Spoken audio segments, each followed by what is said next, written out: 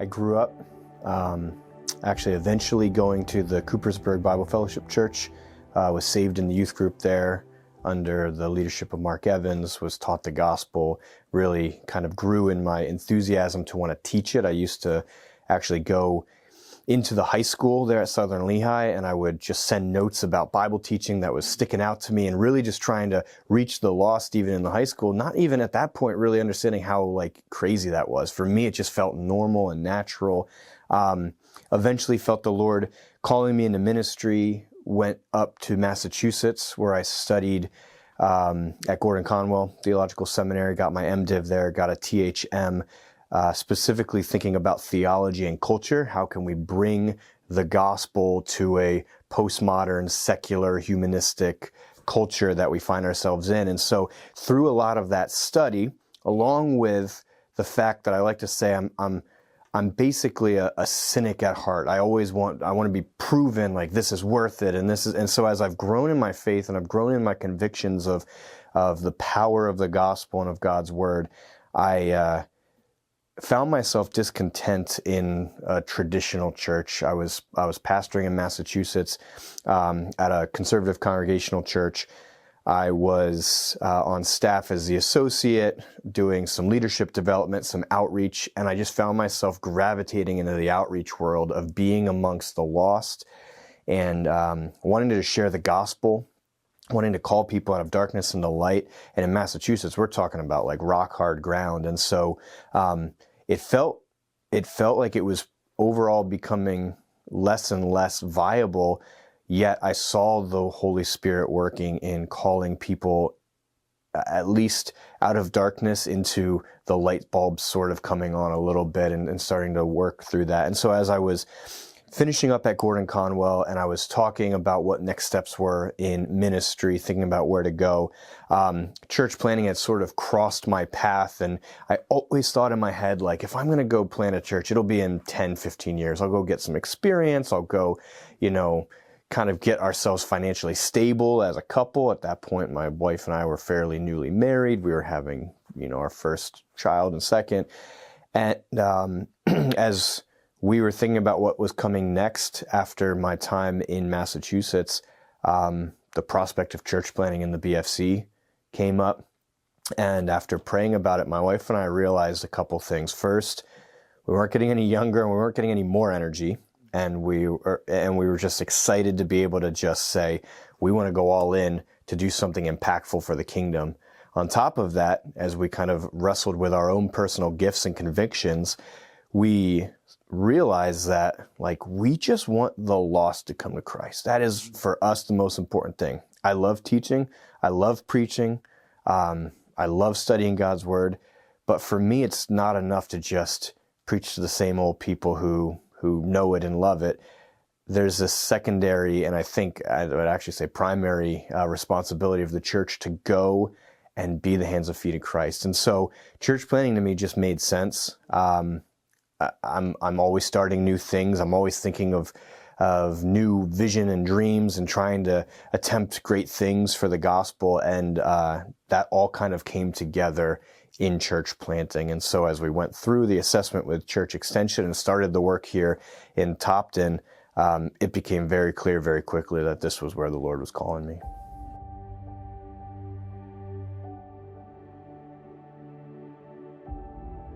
Yeah, I was thinking about this question and, at a grassroots level, it's about starting new churches. But as I was thinking about how to not just give that kind of, lesser answer, I was really thinking about how church planting is really about making disciples and reproducing churches through the starting of new churches, right? And so I think church planting is much more than just starting a new church. That's often what we think it is, and that's often where we end, but it's really about making disciples by starting a new thing in a new place. It's really about reproducing leaders by starting a new thing in a new place. And it's really about, I think it should be at least about multiplying churches through continued church planting, through global missions, through parachurch organizations, just through the development of leaders and sending them out, releasing them into the kingdom.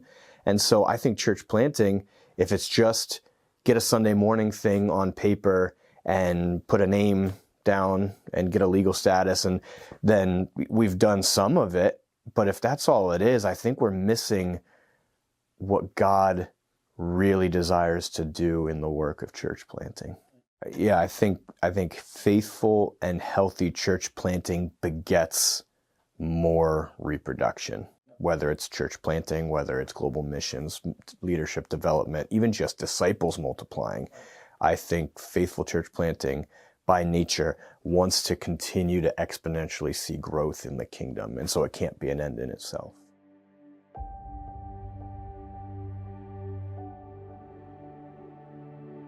When I was pastoring in Massachusetts, it very much was a revitalization effort. This old traditional congregational church that was doing well numerically, probably 150 people there, but was starting to decline, and there was definitely a sense of we got to dig in and try to keep doing what we've always done that wasn't producing fruit. And what I found out very quickly was that I was not cut out for church revitalization. I wouldn't have known that that's what it was in the beginning of my ministry there.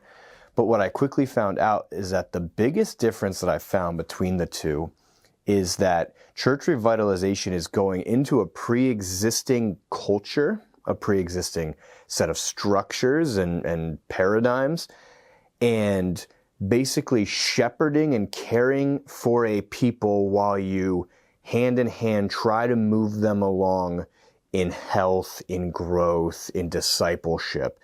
So it's so much slower. It's so much more methodical. It requires so much more patience. And that was where I found myself failing, was I'm the type of guy who says, guys, the grass is so much greener over there, let's go. And I'm already taking 3 steps before I turn around to see what everyone else is doing. What was happening to me at the church revitalization kind of aspect was I was outrunning everyone, and they were getting annoyed. They were saying, you know, these are crazy ideas. You're not.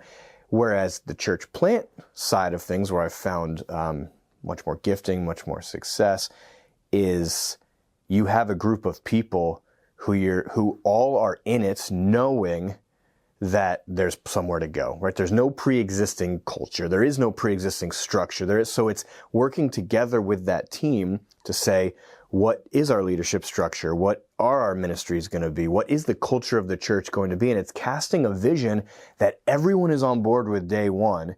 And you can start taking those steps, and you turn around and you find out that some of them are already ahead of you in the process because they're just so excited about the vision that we've all come up with together. The difficulty in church revitalization that I found is that you're trying to cast a vision and then trying to convince very slowly, very methodically, other people to get on board with that vision that they haven't written and that maybe they haven't even thought about in decades. And so the biggest difference, I think, is the slow, methodical work of discipling and caring for people necessary in church revitalization that looks different from the much quicker kind of boots on the ground mentality of a church plant that says, we are like a speedboat right now and we can be flexible all over the place. We want to go there, you turn the wheel, you're there. Whereas when you try to turn the wheel of a yacht and you want to go to the left, you start turning that wheel and it takes a long time before you're actually turning left. And if you are impatient like I was, and maybe still am in some ways, you're going to jump off the boat before the boat gets the direction you want to be, trying to swim over there because the boat's just taking so long. And so it really does take patience and a lot more intentionality to do revitalization work.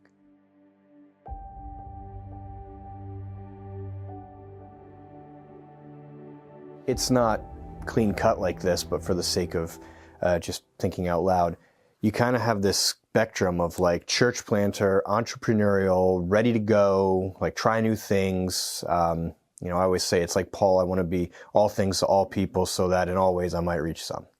Then you have your more traditional pastors who are more shepherds. Some of them are a lot more chaplain. Now, it doesn't mean that they're not visionaries. It doesn't mean that they don't want to try new things, but there's a lot more of that patient, that loving, of that patient loving of people where you're visiting them and calling and checking in on them, that as a church planner, like, you don't have to worry about that necessarily day one. I think the middle is this revitalizer that has to be a lot more like a chaplain, but is also been given the expectations of like, go, go, go, we need some things done here to move us in the right direction.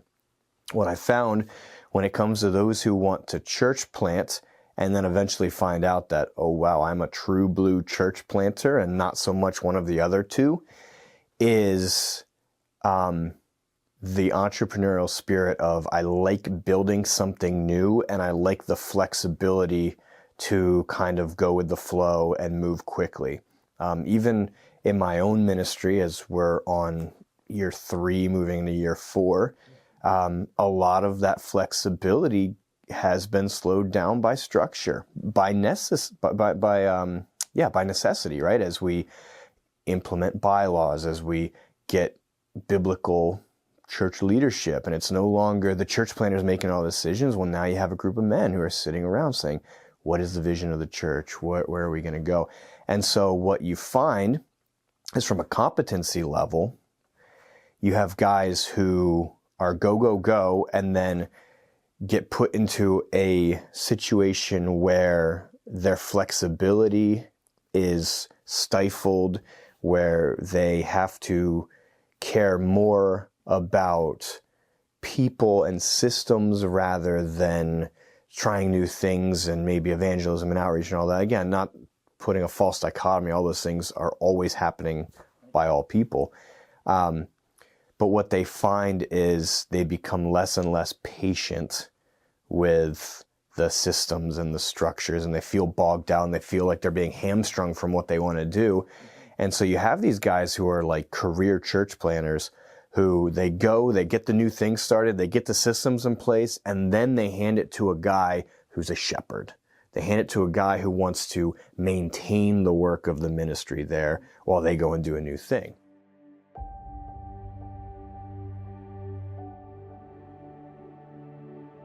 I think what also happens is you find some character, we'll say some character flaws, and maybe Jules will say some character weaknesses of guys who, again, like the flexibility of like, I'm the guy, I'm the one who everyone's coming to make these decisions. And now all of a sudden there's boards and committees and teams that are sort of plurality of leadership and all that. And they're like, hey, I believe that those are good structures, but I'm feeling like I want to go run and do these things. And so I think the danger is sometimes you find church planters who are bad pastors because they have character flaws of pride, who have character flaws of narcissism, sometimes character flaws of loving themselves more than they love the sheep. Sometimes it's not as bad as flaws. Sometimes it's just that's where they're weak. So I'll say for myself, and I don't think I'd put myself in the category of a church planner who wouldn't be a good pastor. But I know that the kind of chaplaincy pastor of visitation and checking in with people is a weakness of mine. Now, I do it all the time, but it's definitely something I've had to grow into. I think when it comes to a lot of guys who find that to be a weakness, if they don't surround themselves with men and women who can help them in those weaknesses, then it becomes a weakness in the culture of the church. And those guys usually have to find a new thing to get their creative outlets while they put in the man who needs to be the one to shepherd that church. And so I think that's some of the big differences between guys who are career church planters and guys who are either career, pastors of traditional churches, or even guys who can start new churches and find the patience and humility to stick around and say, I'm going to stick with this for 10, 15, 20, or even the whole rest of their career.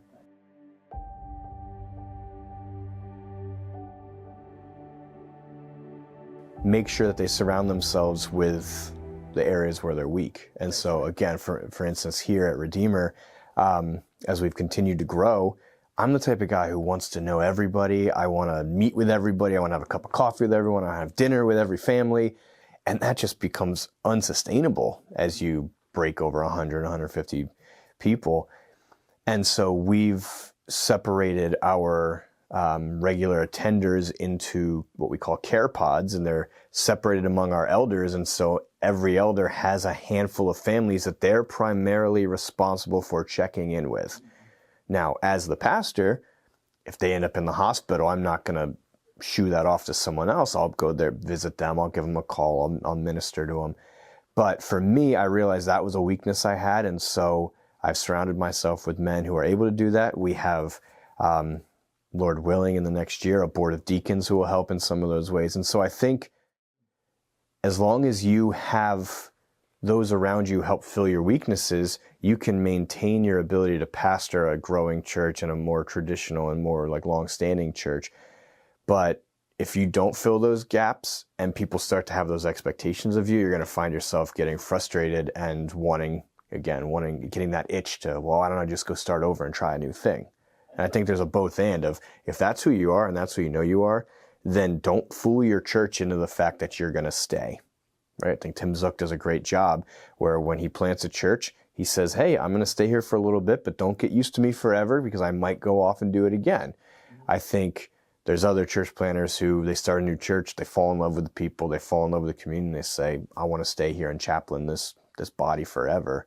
But it really comes back to self-awareness and knowing who you are and what your giftings are.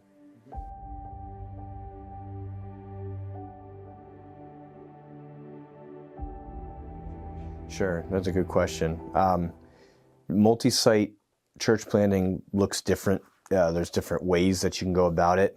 Most of the time, you're planting a church with the same name in a new location, and you can either just pipe in the main preacher and they watch the video and you have some local pastor who's sort of there for pastoral care and leadership and I always say building management type things.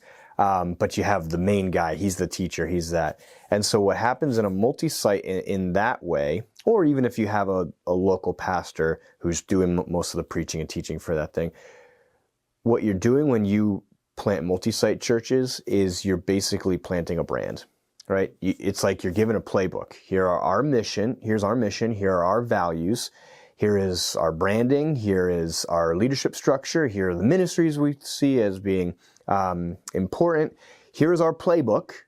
Go now do it over there. The benefits of that is financially you're probably well backed. When it comes to outreach and kind of getting your name out there, the brand speaks for itself if it's a big enough church. And, so you can just put the name on the sign and go, oh, I know that church over there. They do good things. I'm going to come here. The potential disadvantages of it, though, is you take an already existing culture and put it into a context where maybe that culture isn't going to work, isn't what that community needs. And so personally, I'm less inclined to do multi-site church planting. I think that mother-daughter church planting is one of the best and most viable options for church planting. That doesn't mean it has to be one church. I think what the BFC has started to move into in regional church planting is really healthy. It helps all these churches get excited about being part of a church plant without feeling like they have to fully fund or fully send into the church plant.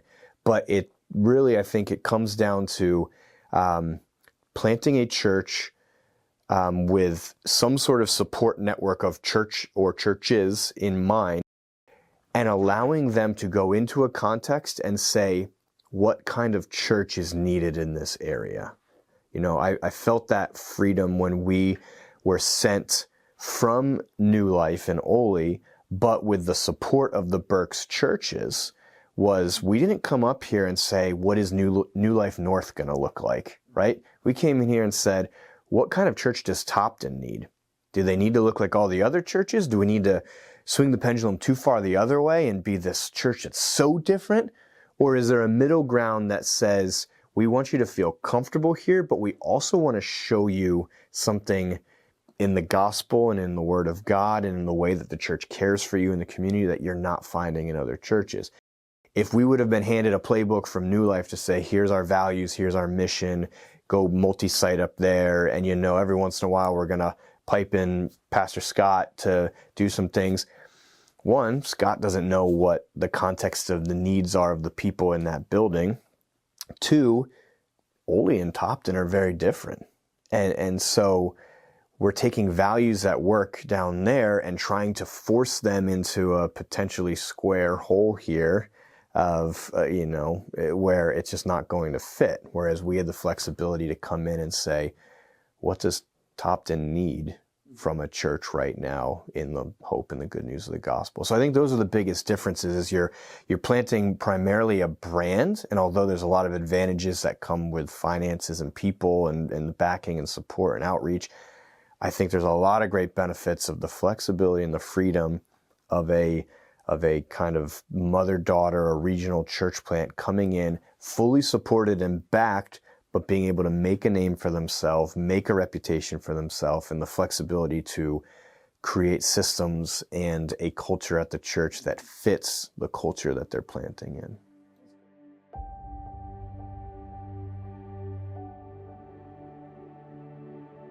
And even to use that illustration, you think about it, you plop a McDonald's into a community and people are going to go there. They're going to go and they're going to eat there.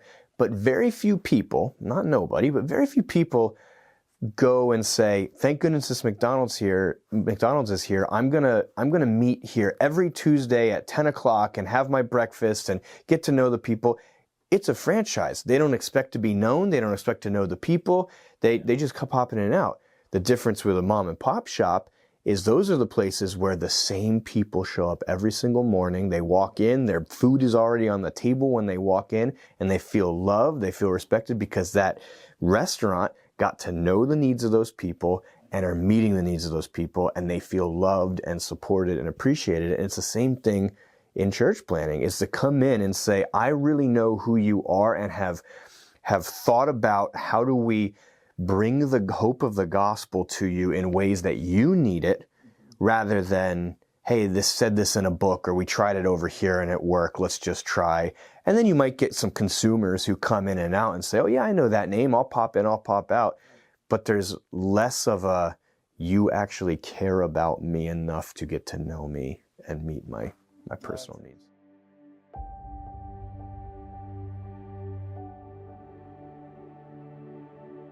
Yeah, theological biblical impetus, that's a great question in that, yeah, why do it if it's not what Scripture commands us to do? I think primarily, and won't surprise most people, you find throughout the book of Acts that this is what Paul is doing, right? Some might argue it's global missions, is that he's going cross-culturally or he's going to other countries with it. But he's definitely planting churches, albeit cross-culturally and sometimes within similar cultures. And so throughout the book of Acts, you see church planting being the model of the early church. Now, to be fair, it's because the gospel had not gone out from Jerusalem, where Christ's life and death and resurrection had occurred. But you see it as being something that's important. I think what you also see in the Acts model is this regional kind of sending out of a hub to church plants. So you have the Church of Antioch, who not only is raised up by Paul and by Barnabas, but then prays for people to go out, fasts for it, chooses the two of them, and then sends them out on that first missionary journey where they go and they begin this work. And so you see not just church planting generally as like, let's just go throw darts and throw planters and throw money into random places, but strategic and supported networks of mother churches, if you want to use that term, sending out people in order to start new works. And I think with Paul, you see a lot of what we talked about early on, that reciprocity of, he plants a church, he puts leaders in, he says, Timothy, hang tight, I'm leaving. And he says, that's your church now, I'm going over here. Does a thing, Titus, you're up, you're going to stay here while I move on. And so you see a lot of that. Paul understood that he had that itch to just be a leader who's going around and starting new things all the time, even though he would stay in some places longer, like Ephesus and whatnot. But you see that throughout the book of Acts, this is natural, and this is something that was seen as a priority for the early church.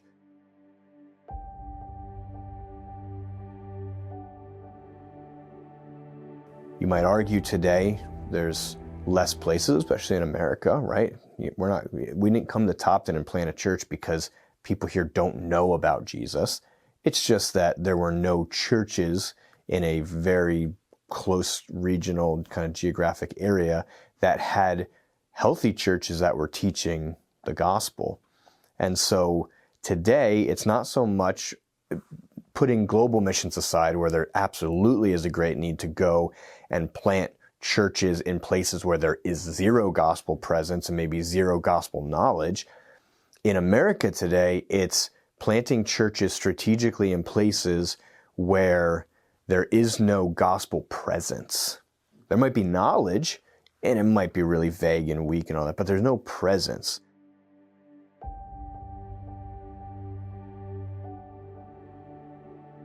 Now, the Great Commission isn't go forth and plant churches, it's to go forth and make disciples. But as we said in the definition of what is a church planting by definition is making disciples through the start of a new church.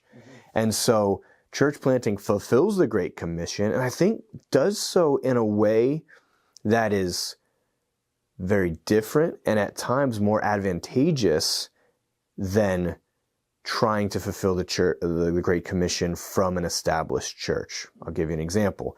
I think one of the greatest advantages of church planting is the ability to create your own reputation in a community. So primarily thinking about like small town church planting, kind of rural church planting, you come in and honestly, your reputation is more important than what time your Sunday morning service is for a while. They want to know that you care about them, that you love them, that you're not here to take their money, that you're not here to, take their time, like other than in the commitment to Christ, like that you're there for their best interest. And so when you come from an established church and you say, hey, I go to such and such a church, I was wondering if you'd want to come to church with me. All of a sudden they're going, oh, I know about your church. I met so-and-so who knew so-and-so who had a run-in with 3 pastors ago, and there's some baggage and all that. What comes from a new church is when people say, oh, I have a lot of church hurt. You go, well, we're a brand new church.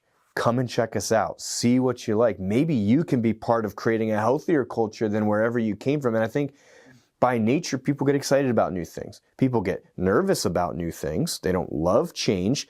But when you are able to say, we're trying a new thing and we want you to be part of it, I think people by nature get really excited.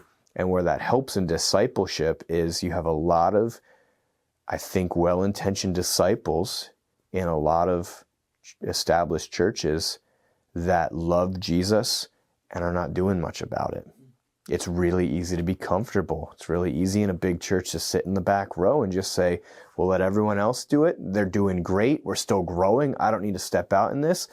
When it comes to a church plant, what excited me about church planting is I love evangelism. I love discipleship. If you don't commit to those two things in a church plant, it will fail. It will fail. You have to be evangelizing and calling lost people into the kingdom, and you have to be discipling those who are there to do that work. And so you might argue, well, we'll just keep building bigger and keep adding on to the structure and keep just doing new programs, and we can maintain 100, 200, 500, 1,000 more people growth here. But what you find is the advantages of church planting, as opposed to just growing bigger, are able to reach not only a new context of people, are able to meet the specific needs of people, and are able to excite people to actually get involved and take their faith seriously in a way that established church, it's really easy to just become a consumer and just sit in the back row and get comfortable.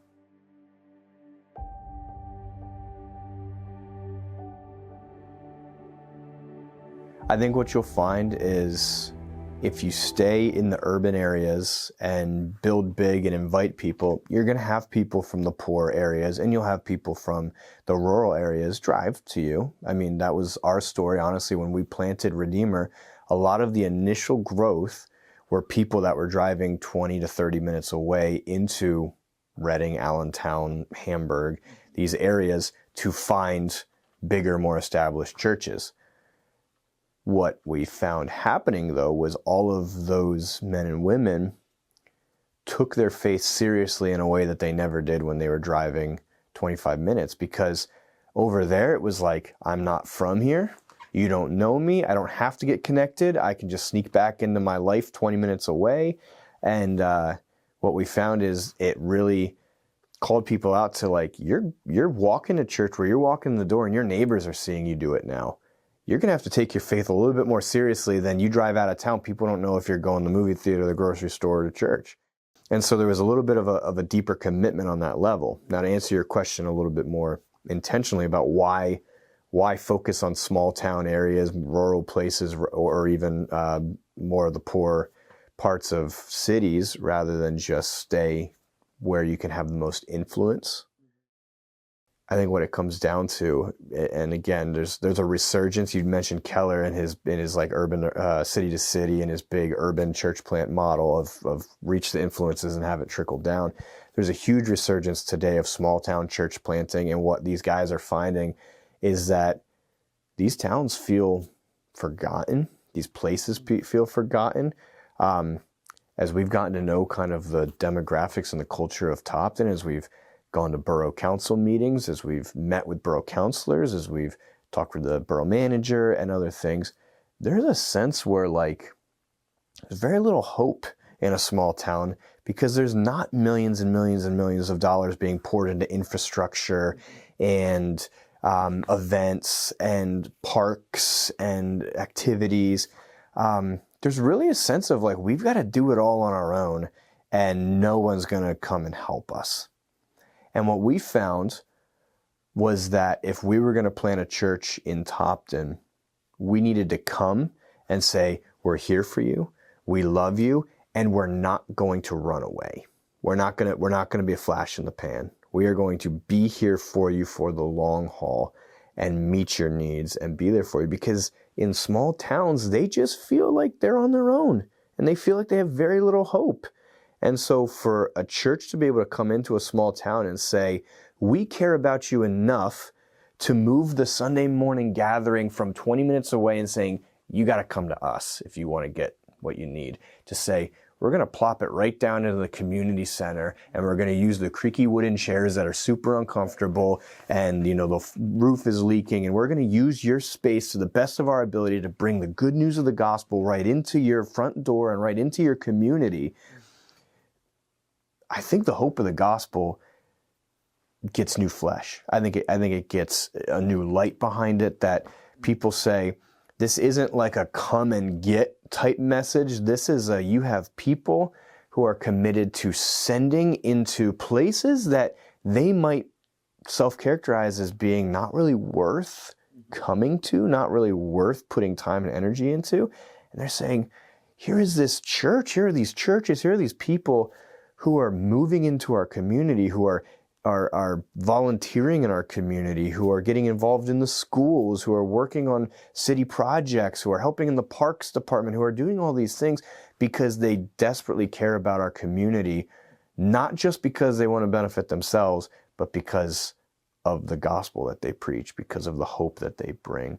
And so I think what you find is it not only reinvigorates a community, and it helps disciples who are already there to go deeper in their faith, it also really shows them they matter in the eyes of God. That Christ desires to see churches put even in their small little neighborhoods that no one else seems to care about.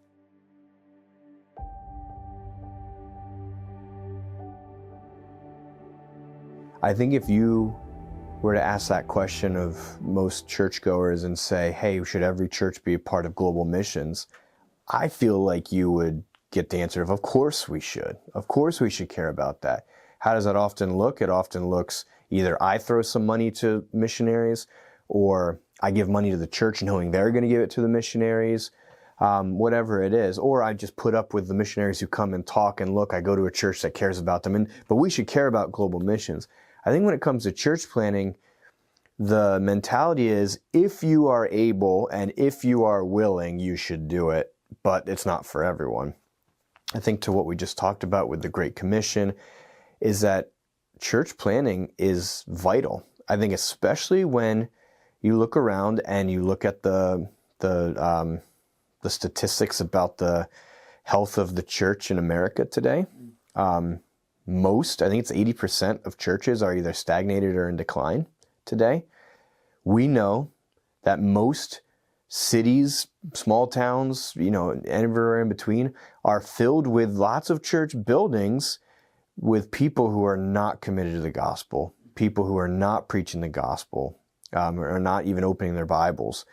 And so it's really easy when you think about church planting to say, no, we shouldn't church plant. There's already churches in that area. One of the things I always say is, even thinking about Topton for a second, 2,200 people in the borough of Topton. Right now, there are 2 established churches.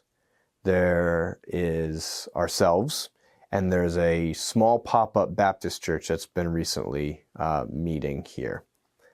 4 churches for 2,200 people.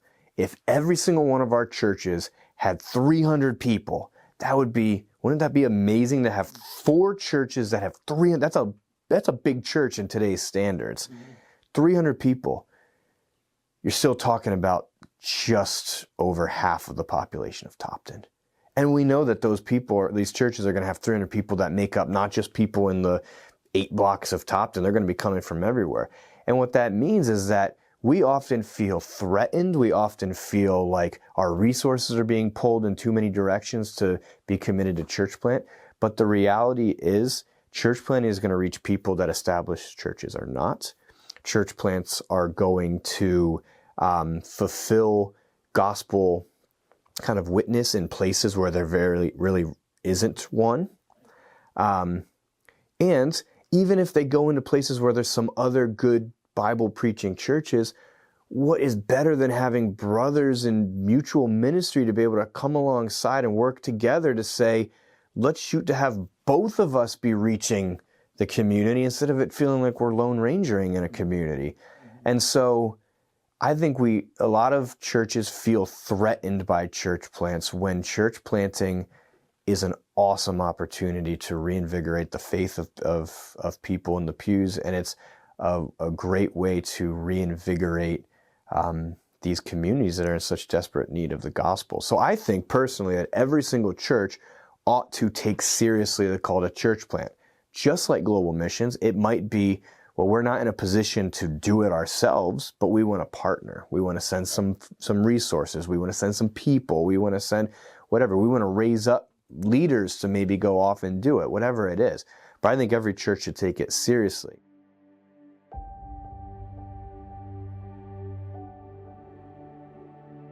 To your other question of what about those in the pews who might be interested in church planting, but are kind of like, well, I'm not an evangelist. I don't do this stuff. Like I've been saying, what I found when we planted Redeemer, we started with 25 or 30 adults. There were a good handful who I would say were ready to rock and roll day one in all those areas. I think the rest of them just said, we know that this area needs a church and we want to be all in on it. And what we found is that just like we find throughout all of Scripture, just like we find when it comes to global missions or any other type of ministry, God is calling His people to take steps of faith to reveal Himself to them in ways they never would have experienced Him otherwise, and to show them that this is what they were created to do. They were created to bring Him glory as the gospel goes out to the ends of the earth. What better way to invigorate your faith than to take a step of faith and say, I might go be part of this church plant. It might not work. It might work. There might be people who ridicule us, but I'll tell you what, for the amount of people who ridicule you, you see just as many people say, I've never found a church like this before. I've never found people who care about me. I never thought in a million years anyone would want to start a church in our neighborhood, in our area. And what I find is we talk about discipleship a lot and evangelism as opportunities for training, right? So you go to evangelism classes, you go to discipleship classes. That's how it's mostly academically kind of thought about. You want to grow in evangelism? Plant a church and be forced to have to do outreach events where you're sharing the gospel. You want to grow in discipleship? Plant a church where new believers are coming in who desperately need to hear the gospel, where you have to, on the fly, say, do I even know the gospel myself? How would I teach it? How would I show it? And you're learning and you're growing as you're teaching. And all of a sudden you look around and you go, I am leaps and bounds in my faith where I was a year ago, all because I took a step of faith to put others' interests above my own, to try to expand the gospel, expand the kingdom through the planting of churches. And so for anybody who's thinking about like, well, that sounds really exciting, but like, I just don't have much to offer, you have far more than you think you have to offer.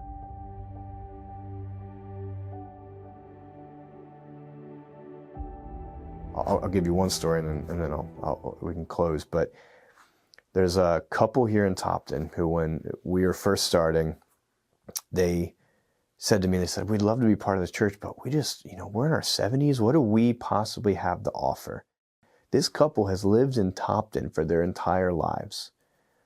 They know more people in Topton than I probably do, having lived here for 4 years and spent a lot of time in the community trying to get to know people. What I said to her was, you have the pull of the ear of this community in a way that I probably never will, being seen as an outsider. And sure enough, when it came to planning Redeemer, this couple brought more people into the church just by saying, hey, you know me, we've known each other forever, I'm going to this new church, it's really exciting, the Bible's being taught, there's new life happening and all that. They have had a greater impact in bringing people to Christ. And they're not really doing true blue evangelism. They're just sharing, they're doing what Peter says, just giving a defense for the hope that's within them. They're just sharing the testimony of what God's been doing in their life through this church plant. And it is amazing. It's something that I couldn't just go to somebody in the community and say, hey, I don't know you and you don't know me from anybody else. You should come to this new church. They're going to go, that's crazy. I'm not going to listen to you. But when it comes from somebody who they know cares about them deeply, even if they might not be, someone who you would say is the next Billy Graham, you find that it has a greater impact for the kingdom than you could ever imagine. And what you find is that the Holy Spirit uses you in ways that you could never imagine.